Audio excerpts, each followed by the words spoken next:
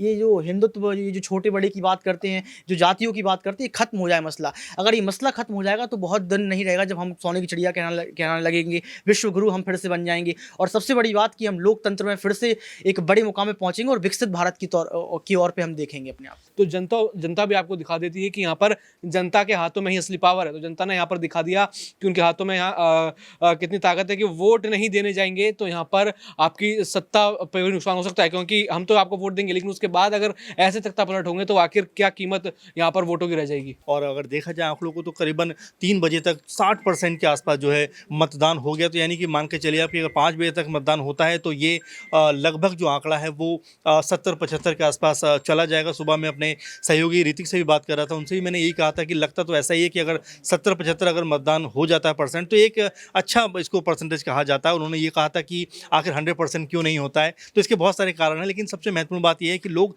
घरों से निकले हैं, मतदान किया है। और लेकिन इसके अलावा जिस तरह हिंसा हुई है उसने भी कहीं ना कहीं मतदान को प्रभावित ज़रूर किया है।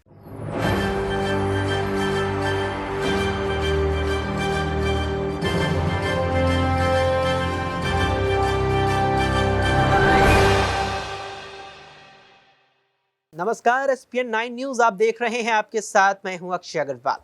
क्रिकेट वर्ल्ड कप के सेमीफाइनल में न्यूजीलैंड को हराकर टीम इंडिया तो फाइनल में पहुंच गई है, लेकिन एक और सेमीफाइनल ऐसा है जिसकी चर्चा इस समय बहुत ज्यादा है और वो सेमीफाइनल है 2024 के लोकसभा चुनावों का सेमीफाइनल। जी हां, जिस तरह देश के 5 राज्यों में विधानसभा चुनाव हो रहे हैं, उन विधानसभा चुनावों को 2024 के लोकसभा चुनावों का सेमीफाइनल माना जा रहा है। माना जा रहा है कि 2024 के लोकसभा चुनावों में बीजेपी, एनडीए और नरेंद्र मोदी जैसा प्रदर्शन करने वाले हैं, उसकी झलकी हमें इन 5 राज्यों के विधानसभा चुनावों में देखने को मिलने वाली है। जिन 5 राज्यों के विधानसभा चुनावों का हम यहां पर जिक्र कर रहे हैं, उसमें सबसे पहले आज बात करते हैं हम मध्य प्रदेश और छत्तीसगढ़ की। छत्तीसगढ़ में जिस तरह 7 नवंबर को 90 विधानसभा सीटों वाले राज्य की पहले चरण में 20 सीटों पर मतदान हुआ, उसके बाद आज यानी 17 नवंबर को सूबे की बाकी 70 सीटों पर दूसरे चरण में मतदान हुआ। तो दूसरी तरफ मध्य प्रदेश की सभी 230 विधानसभा सीटों पर मतदान जारी है। लेकिन इस सब के बीच एक चीज ऐसी है जिसकी यहां पर लगातार खबरें निकलकर सामने आई, फिर चाहे वो छत्तीसगढ़ से आ रही हो, फिर चाहे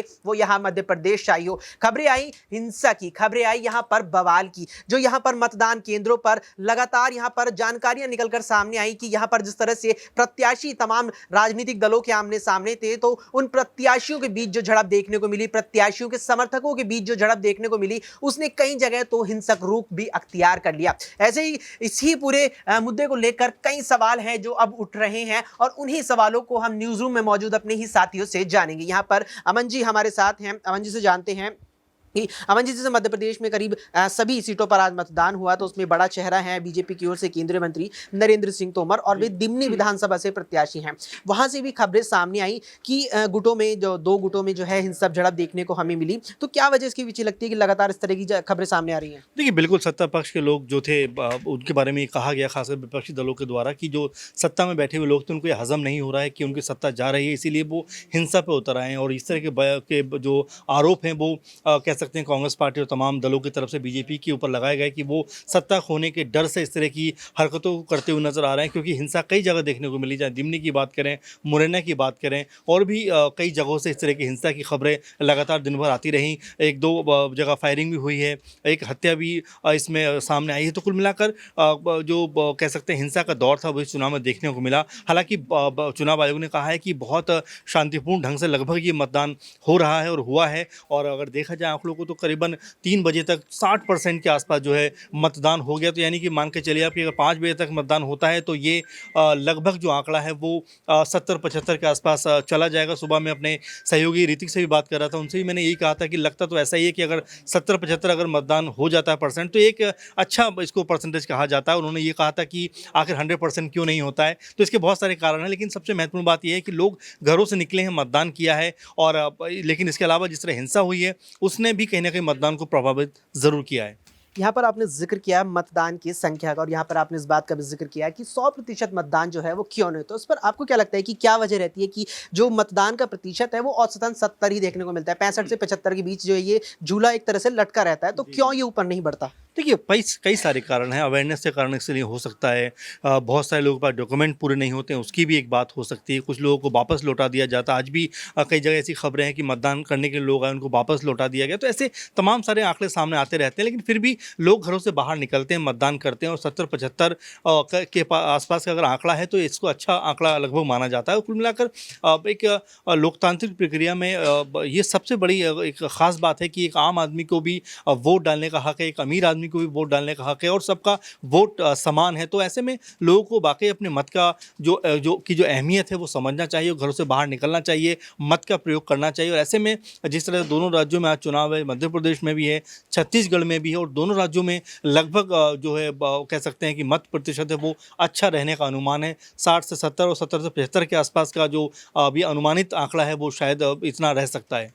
तो यहाँ पर चुनावी माहौल में, इस चुनावी माहौल में अमन जी का इस बात कर भी और इशारा है कि जो चुनावी प्रतिशत है, जिस संख्या में लोग चुनावों में मतदान करते हैं, वो कहीं ना कहीं बढ़ना चाहिए और ज़्यादा, और अपने मतों का यहाँ पर अधिकार, जो मताधिकार है उसका यहाँ पर प्रयोग जो है जनता को करना चाहिए। सवाल मैं यहाँ पर अपने साथी दौलत से लूँगा कि दौलत, ये भी चीज़ देखने को मिली कि मध्य प्रदेश में ही, मैं मध्य प्रदेश का जिक्र कर रहा हूँ, कि कई विधानसभा क्षेत्रों से खबरें सामने आई कि वहाँ के लोगों ने जो चुनाव है उसका बहिष्कार किया, वहाँ मतदान करने कोई भी नहीं गया, सन्नाटा पसरा हुआ दिखा मतदान केंद्र पर। इसकी क्या वजह लगती है? इसकी साफ वजह देखी जाए तो जो मूलभूत सुविधाएं हैं वो जनता तक नहीं पहुंची। यहाँ पर सरकार से उम्मीद होती है कि पानी आएगा, बिजली आएगी, बाकी जो सेवाएं जो सरकार की जिम्मेदारी होती हैं वो तो आएंगी, लेकिन यहाँ पर मूलभूत सुविधाएं सरकार नहीं दे पाती। यहाँ पर शिवराज सिंह मुख्यमंत्री है तो दिखाई अब आपको साफ दिखाई दे रहा होगा कि जनता उनसे नाराज है और जनता इसलिए भी कहीं ना कहीं वोट देने में विश्वास शायद नहीं रख रही, क्योंकि 2018 में जनता अपना फैसला सुना चुकी थी कि वो कमलनाथ को अपना सीएम चाहते हैं और कांग्रेस पार्टी का एक छत्र वहां पर राज चाहते हैं। लेकिन 2020 में धोखा कांग्रेस के साथ भी हुआ और जनता के वोटों के साथ भी हुआ कि किस तरीके से सिंधिया पाला बदल लेते हैं। तो उसमें देखा जाए तो कहाँ लोगों के वोटों की अहमियत रह जाती है। उन्होंने तो कांग्रेस को चुना था, लेकिन शासन उनके ऊपर बीजेपी कर रही है और बीजेपी ने भी 2023 में जब चुनाव आए तो प्रधानमंत्री नरेंद्र मोदी के हाथों कितनी सारी योजनाएं चलाई। चलिए वहां तक तो ठीक है, योजना चलाई, लेकिन वो योजना लोगों तक नहीं पहुंची और यही गुस्सा लोगों ने चुनावों के समय दिखा दिया। आप 5 साल जनता को जिस तरीके से त्रास करते हैं, परेशान करते हैं, लेकिन जब चुनावों का समय आता है तो जनता भी आपको दिखा देती है कि यहाँ पर जनता के हाथों में ही असली पावर है। तो जनता ने यहाँ पर दिखा दिया कि उनके हाथों में यहाँ कितनी ताकत है कि वोट नहीं देने जाएंगे तो यहाँ पर आपकी सत्ता पर भी नुकसान हो सकता है, क्योंकि हम तो आपको वोट देंगे लेकिन उसके बाद अगर ऐसे तख्ता पलट होंगे तो आखिर क्या कीमत यहाँ पर वोटों की रह जाएगी। तो यहाँ पर दौलत का सुना आपने, उनका साफ तौर पर कहना है कि अगर यहाँ पर जो प्रत्याशी तमाम राजनीतिक दलों के होते हैं, जब वे सरकार में आते हैं, जब वे संवैधानिक ओहदों पर विराजमान होते हैं, तो उसके बाद भी अगर वे काम नहीं करते तो ये चीज़ देखने को मिलेगी निश्चित तौर पर कि उनके क्षेत्रों में जब दोबारा से मतदान होगा तो मतदान का विरोध किया जाएगा, बहिष्कार किया जाएगा, जैसी कि खबरें हमने कई मध्य प्रदेश में सुनी। मध्य प्रदेश की बात हुई तो यहाँ पर बात छत्तीसगढ़ की भी हुई है और छत्तीसगढ़ की बात जब होती है तो बात ये भी होती है कि जिस तरह लगातार खबरें निकलकर सामने आती है कि चाहे कोई सामान्य यहाँ पर दिन हो या यहाँ पर चुनावी माहौल हो, मध्य प्रदेश के अलावा छत्तीसगढ़ में यहाँ पर नक्सलियों को लेकर लगातार जो है, जो नक्सलियों के हमले, नक्सली द्वारा हमले किए जाते हैं, उसकी भी खबरें निकलकर सामने आती है और वो चीज हमें आज भी देखने को मिली। ऐसे में एक आखिरी सवाल मैं अपने सहयोगी यहाँ ऋतिक जी से लेना चाहूंगा कि ऋतिक, जिस तरह से आज खबर सामने आई कि नक्सलियों ने सीआरपीएफ के कैंप पर भी हमला किया और यही हमें जो पहले चरण का 20 सीटों पर मतदान 7 तारीख को हुआ था वहां भी देखने को मिला था, तो जो नक्सलियों के हमले हैं वो चुनावी सीजन में या चुनावी दौर में और ज्यादा बढ़ जाते हैं, तो क्या वजह लगती है कि मतदान केंद्र को अपना निशाना बनाते हैं? ये सबसे बड़ी बात यह है कि जब चुनाव आता है तो यहाँ पर सरकार की पोल खोल हो ही जाती है। आपने रामपुर, मैनपुरी, खतौली का चुनाव देखा होगा, जिस वक्त ईवीएम को लेकर बड़े खुलासे हो गए थे कि ईवीएम चोरी हो जाती है, ईवीएम में बैटरी खत्म हो गई थी और ये भी कहा गया कि ईवीएम को दुल्हन की तरह छोड़ने गए लोग वहाँ पर। तो जो आपने यहाँ पर नक्सलियों की बात की, ये आज का मुद्दा नहीं है, ये चुनाव के हर वक्त हर एक राज्य का मुद्दा बन चुका है और ये आम मुद्दा बन चुका है, यानी कि इस पर कोई सरकार बात ही करना नहीं चाहती है। तो मुझे लगता है कि भूपेश बघेल और तमाम जो राज्य सरकार, केंद्र सरकार, उसको ये देखना चाहिए कि चुनाव के वक्त इन तमाम मुद्दों पर ध्यान दें और इनको कैसे रोका जाए। अगर ये नहीं रोकेंगे तो कहीं ना कहीं इसको भी लोकतंत्र की हत्या में शामिल कर लिया जाएगा, क्योंकि ये बहुत बड़ा मुद्दा बन चुका है और इसके माध्यम से चुनावी प्रतिशत जो होता है उस पर भी प्रभाव पड़ता है। जैसे कि अभी आपने जिक्र किया था, अपनी प्रस्तावना में आपने बात रखी कि वोटिंग प्रतिशत जो है 60 से 70 के बीच रह जाता है। सवाल तो यही है ना कि 60 से 70% जो वोटिंग होती है वो क्यों होती है, 100% क्यों नहीं? तो 30% लोग कहाँ हैं? वो 30% लोग कहाँ हैं जो वोट नहीं डालते हैं?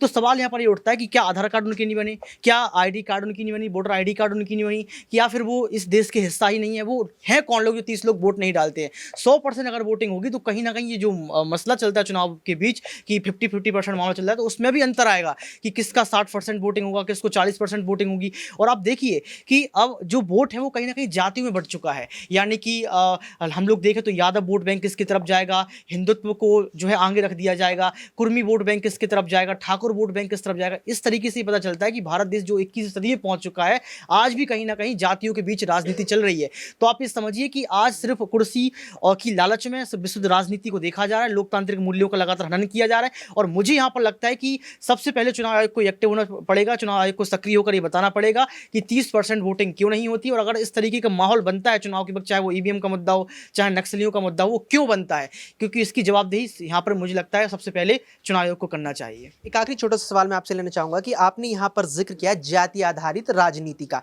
बिहार में जातीय जनगणना हुई है, सब जगह इसकी चर्चा है, क्या ये 24 के लोकसभा चुनावों पर असर डालने वाली है? बिल्कुल, देखिए आपने यहाँ पर बिहार का जिक्र किया। कल मैं अमन जी के साथ एक प्रोग्राम कर रहा था, तो उसमें मैंने जिक्र किया कि यादव वोट बैंक को बीजेपी लुभाने वाली है। यानी कि जो बिहार का यादव वोट बैंक है, जिस पर जो है तेजस्वी यादव का हाथ रहता था, जिस पर जो है लालू यादव का नाम हाथ रहता था, आज वो चाहते हैं कि भाजपा पार्टी उस तरफ खिंच जाए। आप सुनिए यहाँ पर कि जो 70% यादव हैं बिहार के अंदर, वो शाकाहारी यादव हैं, तो उनको हिंदुत्व के साथ खेला जा रहा है, उनको सनातन के साथ जोड़कर प्रयास किया जा रहा है कि वो जो यादव जो बिहार में शाकाहारी यादव हैं, वो सनातन धर्म का पालन करते हैं, वो हिंदू होने के नाते भगवान श्री कृष्ण को बहुत ज़्यादा मानते हैं। यानी कि अब यादवों को की दो यहाँ पर तुलना कर दी गई, एक कंस से और एक कृष्ण से। कंस बनाम कृष्ण, और ये जो एक आइडिया आया है, द प्रिंट ने इसको छापा था, द वायर ने इसको छापा है कि आखिर क्यों इस तरीके का माहौल बनाया जा रहा है कि आप जनता को भी दो किस्तों में बांट रहे हैं, एक राक्षस में एक भगवान में, क्या मतलब बैठ रहा है। तो मुझे लगता है कि सबसे पहले जातिगत राजनीति ही बंद होनी चाहिए। हम भारतीय हैं और सबको अपने नाम के आगे भारतीय लगाना चाहिए, ताकि ये जो हिंदुत्व, ये जो छोटे बड़े की बात करते हैं, जो जातियों की बात करते हैं, खत्म हो जाए मसला। अगर ये मसला खत्म हो जाएगा तो बहुत दिन नहीं रहेगा जब हम सोने की चिड़िया कहने लगेंगे, विश्व गुरु हम फिर से बन जाएंगे। और सबसे बड़ी बात कि हम लोकतंत्र में फिर से एक बड़े मुकाम में पहुंचेंगे और विकसित भारत की ओर पे हम देखेंगे अपने आप। तो यहाँ पर ऋतिक का साफ तौर पर कहना है कि हमें यहाँ पर जाति और धर्म से ऊपर आकर एक भारतीय के तौर पर निकलकर सामने आना होगा, और एक मजबूत लोकतंत्र की जो नींव हमारे पास है, यहाँ पर जो एक मजबूत लोकतंत्र भारत का है, उसे और भी ज्यादा यहाँ पर विकसित करना होगा, देश को पूरी तरह से यहाँ पर विकसित करना होगा। फिलहाल के लिए इस पेशकश में इतना ही। देश और दुनिया की तमाम खबरों के लिए आप देखते रहिए SPN 9।